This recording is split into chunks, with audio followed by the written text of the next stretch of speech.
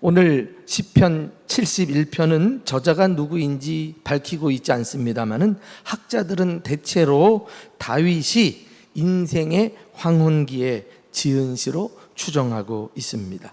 그는 자신의 삶을 돌아보면서 하나님께 진실된 신앙을 고백하고 있습니다. 이 많은 내용 중에 특별히 뽑아서 두 구절을 여러분들에게 제시하고 싶은데 다윗의 그 믿음을 엿볼 수가 있습니다. 14절 말씀 한번 좀 다 같이 읽어볼까요? 시작. 나는 항상 소망을 품고 주를 더욱 찬송하리이다. 노년기에는 시리에 빠지고 절망할 수 있어요. 그런데 항상 소망을 품는다는 거 아닙니까? 대단한 믿음의 결단입니다. 또 21절도 읽어봄직합니다. 시작. 나를 더욱 창대하게 하시고 돌이키사 나를 위로하소서. 결단도 있지만은 분명한 강구도 나오죠. 나를 더욱 창대하게 하소서. 다윗은 왕으로서 이미 하나님의 축복을 받은 사람이지만은 이 축복에 만족하지 않고 남은 삶을 계속 하나님께서 창대케 해달라고 기도하고 있습니다. 노년의 기도라고 볼 수 없을 만큼 다윗은 여전히 소망이 넘쳤으며 하나님께 자신의 삶을 온전히 내어 맡깁니다. 축복은 하나님으로부터 오는 것이다. 이 믿음이 확고해 있지 않습니까? 노년의 다윗은 조금 더 어두운 구석이 없었으며 의기소침하거나 무기력하게 살지 않았어요. 하나님 앞에서 기대감을 가지고 소망찬 삶을 적극적으로 살아내고 있습니다. 나는 이 시편을 읽으면서 지금 노년에 해당되는 분들이나 앞으로 노년기에 이르게 될 모든 그리스도인들이 다윗의 이 같은 태도를 본받아야 하지 않을까 생각을 해 보았습니다. 특히 그가 고백한 신앙 고백은 우리 모두가 꼭 구비해야 될 고백이라고 생각합니다. 이 시편을 통해서 노년의 믿음은 어떤 믿음인지, 우리는 노년에 어떤 믿음을 소유해야 하는지 함께 살펴보는데 이 네 가지입니다. 도저히 하나를 빼버릴 수 없어서 말씀에 있는 그대로 한 가지를 첨가해서 전합니다. 첫 번째, 노년의 믿음은 평생 하나님만 의지하는 믿음입니다. 우리 이와 관련해서 다윗의 고백을 직접 들어보실까요? 5절, 6절입니다. 시작.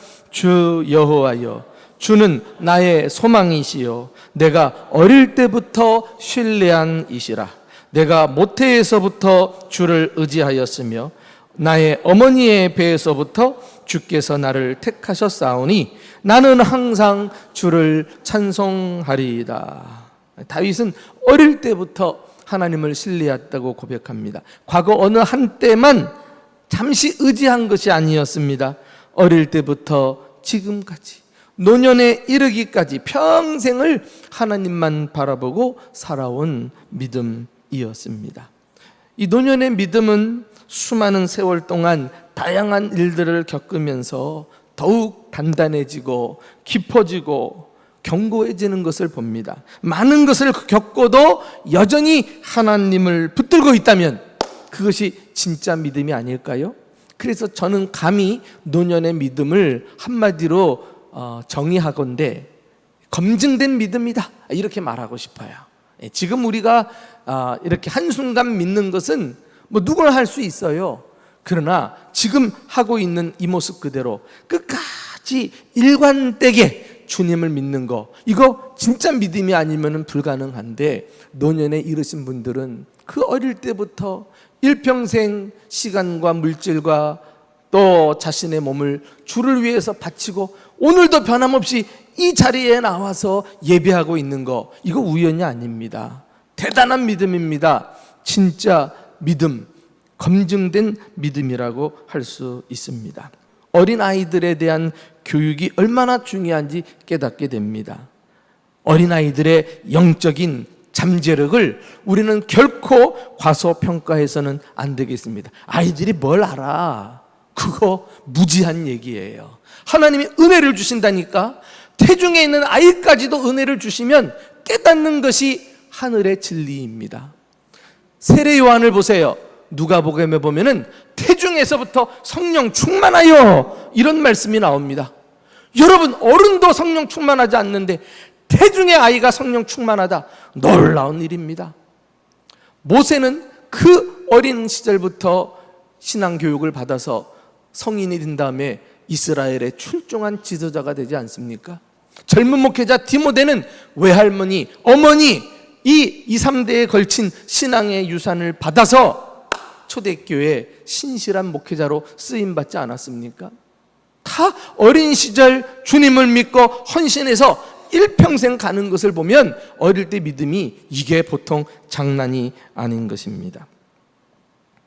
그리고 노년에 이르게 되면 그 노년의 믿음이 귀한 것은 그것이 하루아침에 이루어진 것이 아니고 차곡차곡 쌓여서 검증되어서 이제 우리가 노년에도 변함없이 주님을 의지하고 있는 것입니다. 사도 요한의 제자 폴리갑, 그는 지금의 터키 소아시아 지역의 감독이었는데 그는 AD 155년경 로마 정부에 의해서 화형에 처하고 순교를 당합니다. 당시 로마 총독이 폴리갑을 화형에 처하면서 마지막으로 회유를 해요. 그리스도를 부인하고 황제를 경배하라. 폴리갑은 자신을 사르기 위해서 쌓아둔 나무 장작 더미에 묶인 채 이렇게 대답합니다. 나는 평생 86년 동안 주님을 섬겼소. 그분은 나에게 단 한 번도 잘못하신 적이 없소. 내가 어찌 나의 왕이시며 구주이신 그분을 배신할 수 있단 말이요. 이것이 평생 주님을 믿은 노년의 믿음인 것입니다. 여러분이 혹 어린 시절이나 젊을 때 하나님을 믿었으면 지금 믿는 것으로 자만하지 마세요. 노년에는 더욱 하나님 한 분만 바라볼 수 있도록 평생 주님을 의지하고 살아가는 우리 모두가 될 수 있기를 예수님의 이름으로 축원합니다. 두 번째 노년의 믿음은 시련에도 흔들리지 않는 믿음입니다. 이 다윗의 노년의 믿음이 귀한 것은 그가 평안한 중에 나이가 들어서 그때도 주님을 잘 믿었기 때문이 아니에요. 평생 의지한 믿음은 그 과정이 혹독한 시련의 연속이었습니다. 자, 그 대목을 우리가 직접 읽어보실까요? 9절부터 12절까지입니다. 시작. 늙을 때에 나를 버리지 마시며 내 힘이 쇠약할 때에 나를 떠나지 마소서. 내 원수들이 내게 대하여 말하며 내 영혼을 엿보는 자들이 서로 꾀하여 이르기를 하나님이 나를 버리셨은즉 따라잡으라. 건질 자가 없다 하오니 하나님이여 나를 멀리하지 마소서. 나의 하나님이여 속히 나를 도우소서. 노년의 때는 육체적으로 쇠약해져 갈 뿐만 아니라 관계에 있어서도 점점 소외를 느끼고 또 경제 생활에 있어서도 경제 주체가 아니기 때문에 곤핍과 어려움을 겪게 됩니다. 이 노년에 찾아오는 고난 중에 하나이죠. 그러나 다윗은 이 외에도 더 큰 시련이 있었어요. 평생 그 고난이 따르다가 노년에까지도 따라오네요. 그것은 원수들이 다윗을 죽이겠다고 목숨을 위협하고 있는 것입니다. 특별히 그들은 다윗이 굳게 믿었던 하나님에 대한 믿음까지도 조롱하면서 하나님에 대해 회의를 품게 만드는 거 있죠. 참 그래도 내가 아무것도 없이 믿음 하나 주님 바라보고 지금까지 버텨오고 살아왔는데 그 믿음마저도 조롱하고 그걸 가지고 흠을 잡으면 진짜 설 자리가 없을 만큼 그때는 정말 어려울 것입니다. 그런데 원수들은 그것마저도 잔인하게 건들고 있잖아요. 뭐라고 말합니까? 하나님이 다윗을 버리셨은즉 이제 안심하고 따라잡으라. 그를 도울 자가 없다. 뭐 이런 것 아니겠어요? 한마디로 하나님이 다윗을 버렸다. 이제 너는 하나님을 믿어봤자다. 아무 소용없다. 이렇게 으름장을 놓는 거예요. 사랑하는 성도 여러분, 여러분의 믿음이 이와 같은 시험을 당할 때 어떡하시겠어요? 믿는 것을 포기하거나 뒤로 물러서는 것은 진짜 믿음이 아닙니다. 진짜 믿음은 그때 앞으로 전진하는 거예요. 나아가는 거예요. 뒤로 물러가 침눈에 빠지는 것은 내가 기뻐하지 않는다 그랬어요, 하나님이. 믿음은 앞으로 나아가는 것이에요. 그리하여 다윗은 시련 가운데서 뒤로 물러서지 않았어요. 조금도 위축되지 않고 그가 평생 의지했던 하나님, 그분을 더욱 간절히 찾고 의지하는 모습을 봅니다. 12절에 보면은 하나님이여 나를 멀리하지 마소서, 나의 하나님이여 속히 나를 도우소서. 원수들이 회방하는 소리를 듣고 다윗이 즉각 반응하는 게 기도 아닙니까? 사랑하는 교우 여러분, 우리가 노년의 정도 이르면은 결코 사람의 말에 휘둘리지 마요. 여러분들이 지금 살아온 날이 얼만데, 믿음의 수준이 어느 정도인데 아직도 요소리 저소리 들으면서 그것 때문에 팍 넘어지고 자빠지고 휘둘리고 그럴 지경에 있어야 하겠습니까? 그거 뛰어넘어야지요. 사람의 말 개의치 말고 평생 하나님을 의지한 대로 그 순간에도 주님을 붙드시기를 주님의 이름으로 축원합니다. 노년의 믿음이 귀한 것은 어떤 환경이나 조건에 근거한 것이 아니라 하나님과 나와의 관계에 근거하고 있는 믿음이기 때문에 강력한 것입니다. 그래서 하나님과의 나와의 관계를 의지해서 어려울 때 더 하나님을 바라보고 붙들어야죠. 그 하나님 놓쳐버리고 사람의 얘기 듣고 환경만 보면서 자꾸 넘어지고 자빠지면 그거 헛늙은 거예요. 헛늙은 거. 헛믿은 거예요. 한번 읽어보실까요? 4절 다 같이 읽어봅시다. 나의 하나님 동그라미 시작. 나의 하나님이여 나를 악인의 손 곧 불의한 자와 흉악한 자의 장중에서 피하게 하소서. 나의 하나님께 어려움을 그대로 알려드리잖아요. 그 참 얼마나 하나님이 기뻐 받으셨을까요? 또 우리가 조금 전에 읽었습니다마는 12절에 나의 하나님 속히 나를 도우소서 이게 나오고 동그라미 나의 하나님, 또 22절에도 나의 하나님 나와요. 동그라미 22절 다 같이 읽어봅시다. 시작. 나의 하나님이여 또 비파로 주를 찬양하며 주의 성실을 찬양하리. 이스라엘의 거룩하신 주여 내가 수금으로 주를 찬양하리이다. 어려움 중에도 나의 하나님을 찬양하고 있는 이 믿음, 대단한 믿음입니다. 그만큼 아무리 어려움이 와도 나의 하나님을 놓칠 수 없었어요. 변함없이 하나님을 찬양하고 있습니다. 혹자는 하나님께는 오직 자녀만 있지 손자는 없다 이렇게 말했습니다. 하나님과 나 사이에 다른 대상이 개입되는 것은 믿음이 아닌 거예요. 나의 부모님이 잘 믿는다고 그 믿음이 내 것이 될 수 없어요. 내 배우자가 잘 믿는다고 자기는 믿지도 않으면서 아내 치마 쪼고리 붙들고 천국 따라가겠다? 그거는 있을 수 없어요. 오로지 믿음은 하나님과 나와의 1:1 관계 속에서만이 가능한 것입니다. 사랑하는 성도 여러분, 육신은 세월이 흐를수록 점점 쇠하여져 갑니다. 그러나 영혼은 나이와 상관없이 청춘처럼 강건해진다는 사실을 믿으시기를 축원합니다.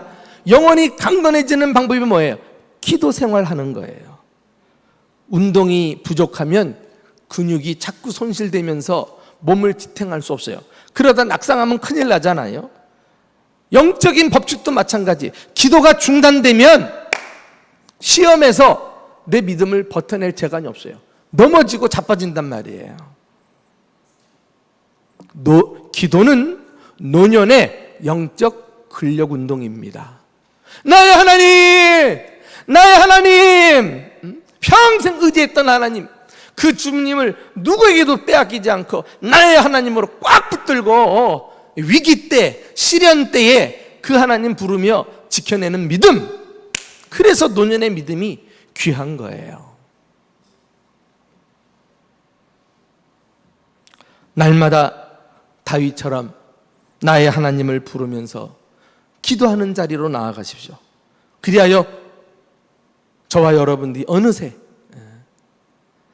거뜬히 찾아오는 시험을 이기는 이 믿음의 장사들이 다 될 수 있기를 예수님의 이름으로 축원합니다.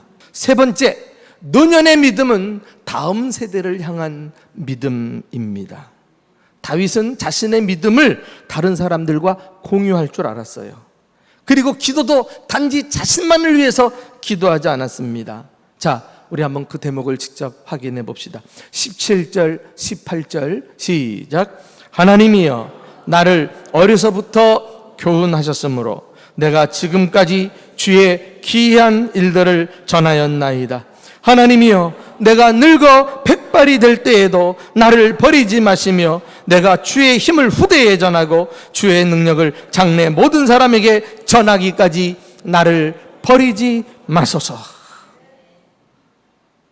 물론 우리는 노년이 되면 자신의 건강을 위해 기도하셔야 합니다. 어려운 문제를 만나면 다윗처럼 나의 하나님 속히 도와주세요 부르짖어야 합니다. 그러나 다윗은 이 개인의 이 문제를 넘어서서 다음 세대에게 자신의 믿음을 전달하기 위해서 기도하고 있습니다. 심지어 다윗은 이 일이 자신의 사명이란 사실을 깨달았어요. 사명이 뭡니까? 내가 살아가는 이유, 내가 살아있는 목적, 내가 반드시 살아있는 동안에 해야만 하는 일, 이게 사명이 아닙니까? 노년의 사명을 깨닫는 것도 복이에요. 그저 이제는 할 일 없는 사람처럼 그거는 안 믿는 사람들이나 하는 짓이고, 우리 예수 믿는 사람은 주님이 부르시는 그날까지 사명적 존재로 살아가는 걸 꼭 기억하시기 바랍니다. 어떤 사명? 다윗이 고백한 대로 내가 늙어 백발이 될 때에도, 지금도 노년에 이르렀는데 더 늙어서 머리가 백발이 되어도 그가 포기할 수 없는 사명, 하나님을 전하고 하나님이 행하신 일을 후대에 전하겠다는 고백이 아닙니까? 이 사명을 다할 때까지 나를 버리지 마소서, 이렇게 지금 기도하고 있어요. 얼마나 담대한 사명을 가진 사람의 기도입니까? 그렇습니다. 하나님이 우리를 여전히 이 땅에 남겨두시는 이유는 신앙의 유산을 다음 세대에 계승하기 위해서입니다. 우리는 이 일을 부지런히 하다가 천국 가야 되겠습니다. 노년의 가치는 세대와 세대를 이어주는 고리 역할이에요. 고리 역할. 이 역할을 안 하면 세대와 세대는 단절 현상이 일어나서 다음 세대는 하나님을 모르는 불행한 세대로 전락해버리고 말 것입니다. 신앙을 가진 노년들이 있기에 믿음이 계승하고 하나님의 역사가 세대를 이어가는 것 아니겠어요? 하나님 나라를 꿈꾸며 꿈을 나누어주는 복된 어르신들 될 수 있기를 예수님의 이름으로 축원합니다. 고리템붐 여사는 나치 수용소에서 살아남은 신실한 여성 크리스찬이었어요. 50세 이후에 본격적으로 복음을 전하는 사역을 시작합니다. 80세가 넘도록 세계 곳곳을 다니면서 자신의 간증을 근거로 해서 하나님의 용서와 구원의 메시지를 전했어요. 그리고 그녀는 말했습니다. 믿음은 은퇴하지 않습니다. 사명은 생명 다할 때까지입니다. 할렐루야! 이 80고령의 여성이 한 말이에요. 다윗도 말했습니다. 내가 늙어 백발이 될 때에도 후대에게 하나님을 전하게 하소서. 그때까지 나를 버리지 마소서. 이렇게 믿음은 누구나 가져도 동일한 반응을 보이는 것을 볼 수 있습니다. 그렇습니다. 노년의 삶은 인생의 끝이 아닙니다. 하나님을 증언하는 시간입니다.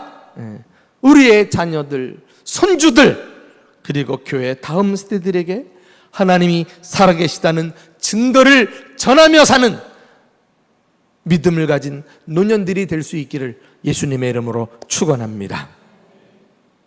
마지막 네 번째로, 노년의 믿음은 찬양하고 기뻐하는 믿음이에요.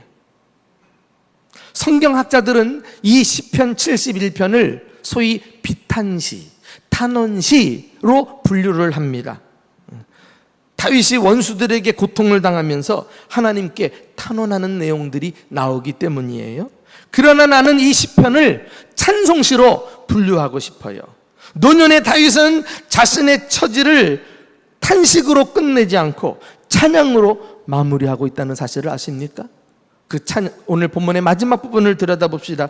22절, 23절 다 같이 시작. 나의 하나님이여, 내가 또 비파로 주를 찬양하며 주의 성실을 찬양하리이다.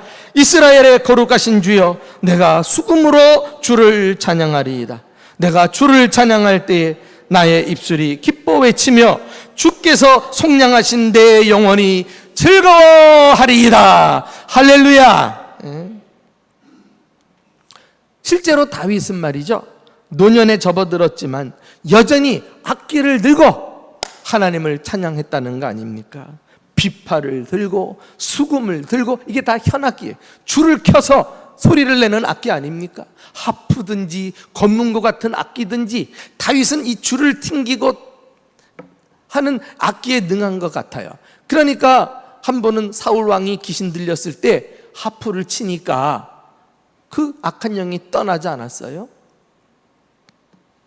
이렇게 젊을 때부터 악기로 하나님을 찬양했던 이 다윗이 역시 노년에도 하나님을 찬양하고 있다는 사실은 우리에게 얼마나 큰 귀감이 되는지 몰라요. 그의 입술은 기쁨으로 넘쳤고 그의 구속함을 받은 영혼은 즐거워했다고 말하지 않습니까? 얼마나 신명나는 모습일까요? 거두절미하고, 저는 시편 71편 그 많은 내용 중에 이 모든 다윗의 믿음을 함축하고 있는 하나의 구절을 뽑으라고 하면 거침없이 14절 말씀을 여러분에게 추천하고 싶어요. 자, 우리 한번 14절 말씀 다 같이 읽어봅시다. 아까 처음에 읽었습니다마는 시작. 나는 항상 소망을 품고 주를 더욱 찬송하리이다. 할렐루야. 이거 짧지요? 오늘 다 외우고 가셔야 돼요. 평생의 고백이 되기를 바랍니다. 다윗이 젊을 때 이 고백한 게 아니라니까. 노년에도 항상 소망을 품고, 노년은 소망을 품는 시기예요. 꿈을 꾸는 시기라니까. 그리고 지금 잠시 어려움을 당하는 것뿐만 아니에요. 앞으로 어려울지라도 주님을 더욱 찬송하겠습니다. 할렐루야. 이렇게 찬송에 관한 한 목숨 걸고 주님 앞에 고백하고 결단해요. 이 한 구절이 시편 71편 노년의 믿음을 다 함축하고 있어요. 한번 따라합시다. 나는 항상 소망을 품고 주를 더욱 찬송하리이다. 수시로 이 구절을 고백하며 실제로 소망 가운데 주님을 찬양할 수 있기를 주님의 이름으로 축원합니다. 우리 다 같이 이 믿음을 간직하고 주님 부르시는 날까지 주님을 찬송하며 사는 저와 여러분 되시기를 예수님의 이름으로 축원합니다.